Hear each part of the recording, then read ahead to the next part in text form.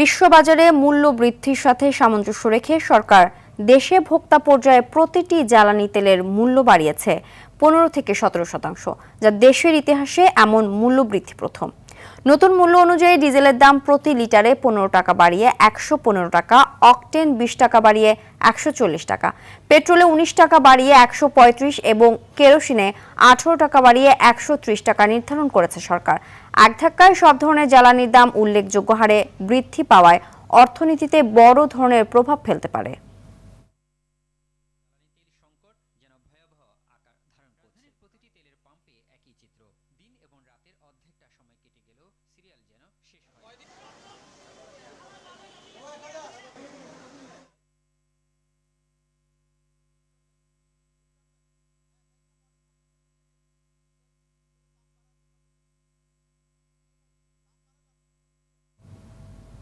দর্শক, এই মুহূর্তে পরিবাগ মেঘনা পেট্রোল পাম্পে রয়েছেন সহকর্মী সর্দার রাজীব, সরাসরি যুক্ত হচ্ছে সেখানে।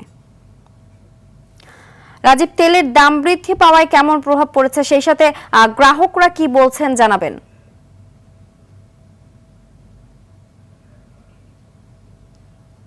যেমনটি বলছিলেন যে তেলের দাম বাড়ার পর থেকে গতকাল রাত 10টার পর থেকে আমরা কিন্তু ঢাকার অন্তত 15টি পেট্রোল পাম্পে রাতেই গিয়েছিলাম, সেখানে কিন্তু কোথাও আমরা তেল দেওয়ার কোনো চিত্র দেখতে পাইনি। তারা যেটি বলছিল যে তাদেরকে তেল না থাকার কারণেই তারা তেল দিতে পারছে না এবং আজকে নতুন করে তেল আসার পর থেকেই তারা তেল দেবে। আমরা এই মুহূর্তে রয়েছি যে মেঘনা মডেল সার্ভিস সেন্টারে। এটি কিন্তু মেঘনা অয়েল কোম্পানির নিজস্ব ডিপো, যার কারণে এখানে কিন্তু পর্যাপ্ত তেল থাকে এবং সকাল থেকেই শুরু হয়। আজকেও সকাল 8টা থেকে এখানে তেল দেওয়া শুরু হয়েছে এবং যতক্ষণ তাদের তেল আছে তারা কিন্তু সেই তেলটি সরবরাহ করবে। তারা যেটি বলছে প্রতিদিন গড়ে তারা কিন্তু প্রায় 30,000 লিটারের মতো তারা এখানে অকটেন পান এবং সেটি সরবরাহ করেন। এই যখন এই মেঘনা মডেল সার্ভিসের পরিস্থিতি, তখন পাশের পূর্বাচল ট্রেডার্স, যেটি পদ্মা অয়েল কোম্পানির একটি ডিলার পয়েন্ট, সেখানে কিন্তু এখনও তেল দেওয়া শুরু হয়নি, কারণ তাদের তেল নেই। অর্থাৎ রেশনিং পদ্ধতিতে তারা যে গড়ে 10,000 লিটারের মতো তেল পান, সেটা কিন্তু এখনও আসেনি, যার কারণে তারা দিতে পারছেননি। আসার পর থেকেই তারা কিন্তু দিতে পারবেন বলে আমাদেরকে জানিয়েছেন। আমরা একটু কথা বলে এখানে যারা চালক রয়েছেন তাদের আসলে প্রতিক্রিয়া কি। দাম বাড়ালো, আপনাদের প্রতিক্রিয়াটা না ভাই, প্রতিক্রিয়া কি, দাম বাড়ানোর পরেও যে আমরা তেল পাচ্ছি বা সরকার দিতে পারতেছে, এটা সরকারকে ধন্যবাদ। কারণ দেশের সারা বিশ্বের মধ্যে তেলের সংকট একটা সবাই দেখতেছে যে যুদ্ধের কারণে তেল নাই, তারপরে আমাদের সরকারকে ধন্যবাদ যে আমাদের সরকার তেল আমাদেরকে দিতে পারতেছে। আমরা আরেকজনের সঙ্গে একটু কথা বলবো। একটু যদি লাইন অবস্থায় কথা বলতেন যে কি পরিস্থিতি, তেল কি আছে পর্যাপ্ত? এটা আমি বলতে পারবো না, এটা তো কর্তৃপক্ষ আছে, তেলের কর্তৃপক্ষ আছে, ওনারা বলতে পারবে, আমি কেমনে বলবো। Thank you. আমরা একটু কথা বলি। তেল পেলেন, কেমন ভোগান্তি হলো? ভোগান্তি তো অনেক। চাকরি করে ছুটি নিয়ে এসে কাজ করা খুব তেল সংগ্রহ করা খুব কঠিন, খুবই কঠিন। আমরা কথা বলছিলাম এখানকার, তারা যেটি বলছেন যে যতক্ষণ তেল আছে তারা ততক্ষণ তেল দেবেন। এবং আরেকটি কথা হচ্ছে, চালকরা বলছেন টাকা দাম বেশি হলেও তারা যে তেল পাচ্ছেন এটাই অনেক কিছু। বিশেষ করে এখানে কিন্তু আজকেও বরাবরের মতো আজকেও কিন্তু তীব্র যানজট, অর্থাৎ প্রায় কয়েক কিলোমিটার দূর পর্যন্ত পৌঁছাইছে হোন্ডা এবং প্রাইভেট কারের সারি। অন্যান্য দিন যেমন এখানে যানজটের তীব্র সারি থাকে, আজকেও কিন্তু সেটা আমরা লক্ষ্য করছি। অর্থাৎ যতদূর চোখ যাচ্ছে ততদূর পর্যন্তই কিন্তু শুধু তেল নিতে আসা যানবাহনের সিরিয়াল রয়েছে বা গাড়ি দেখা যাচ্ছে। এই যখন পরিস্থিতি, তখন এখানকার কর্তৃপক্ষ বলছেন যে দাম বাড়ানোর পরেও যে পরিস্থিতি যতটুকু সম্ভব তারা তাদের জায়গা থেকে উত্তরণের চেষ্টা করবেন। এবং আমাদেরকে তারা যেটি জানিয়েছেন যে এখানে যারা ফুয়েল পাস কার্ড নিয়ে আসছেন তারা মূলত 1,000 টাকার তেল পাচ্ছেন এবং যারা সাধারণ ফুয়েল পাস কার্ড ছাড়া আসছেন তারা মূলত 500 টাকার তেল পাচ্ছেন।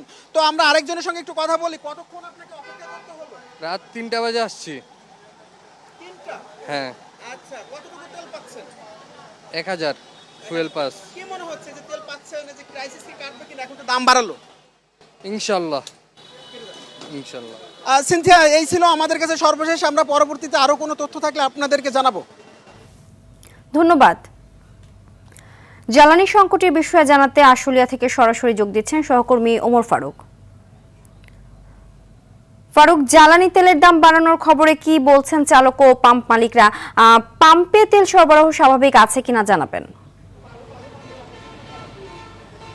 চিন্তি, আপনাকে ধন্যবাদ। আপনাকে শুরুতে জানিয়ে রাখি, আসলে শিল্পাঞ্চল আশুলিয়া, ঢাকার যে শিল্পাঞ্চল আশুলিয়া রয়েছে সেখানে কিন্তু লক্ষ লক্ষ লোকের বসবাস করে এবং লক্ষ লক্ষ মানুষ কিন্তু তারা অফিস আদালত করে থাকেন, তাদের মোটরসাইকেল প্রাইভেট কারে কিন্তু পর্যাপ্ত তেলের প্রয়োজন হয়। এছাড়াও কিন্তু শিল্পাঞ্চল আশুলিয়া যে শিল্প কলকারখানাগুলো রয়েছে সেগুলো কিন্তু জ্বালানি তেলের উপরে নির্ভরশীল হয়ে থাকে। লোডশেডিংয়ের সময় তারা জেনারেটর ব্যবহার করে না, জেনারেটর কিন্তু জ্বালানি তেলের উপরেই চলে থাকে। তো আমি এই শিল্পাঞ্চল আশুলিয়ায় কিন্তু এই ইরান এবং ইসরায়েলের যে চলমান যুদ্ধের পর থেকে যে তেল সংকট শুরু হয়েছে সেই সংকটে কিন্তু বিপর্যস্ত হয়ে পড়েছে শিল্পাঞ্চল আশুলিয়া।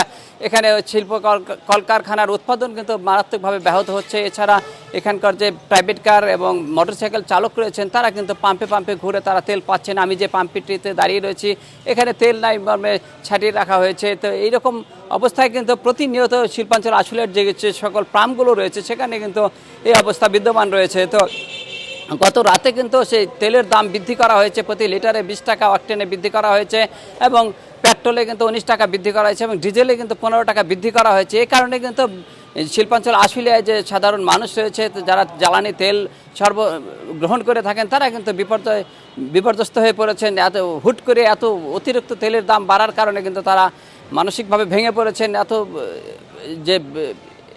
এত দ্রুত সময়ের মধ্যে এত অতিরিক্ত তেলের দাম বাড়ার কারণে কিন্তু তারা হতাশা ব্যক্ত করেছেন। তো শিল্পাঞ্চল আশুলিয়ায় এই মুহূর্তে তেল সংকট রয়েছে। তো এই ছিল আমার কাছে শিল্পাঞ্চল আশুলিয়া থেকে সর্বশেষ। ধন্যবাদ।